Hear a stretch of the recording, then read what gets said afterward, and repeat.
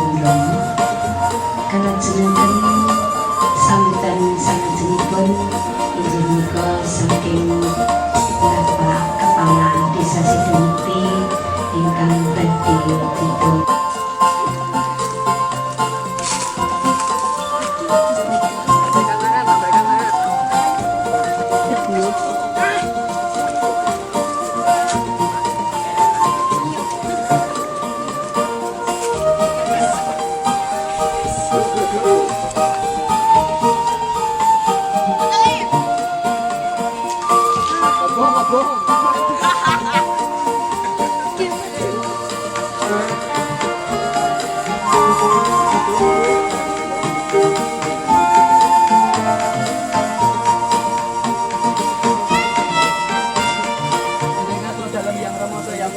yang roh suci, Gusti Manunggalon.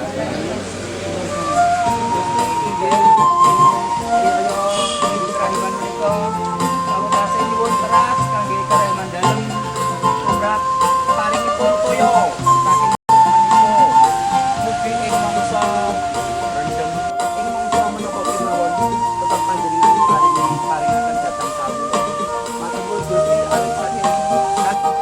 Oke, dalam rangka Hari Air Sedunia tahun 2016 ini, Paroki Santo Martinus mulai prosesinya diawali dari kita novena di Gua Bunda Maria Ratu, kemudian diteruskan dengan visitasi di Tuk atau sumber mata air di Tuk Singa namanya, yaitu singkatan dari Sirondo, Ngangkrik.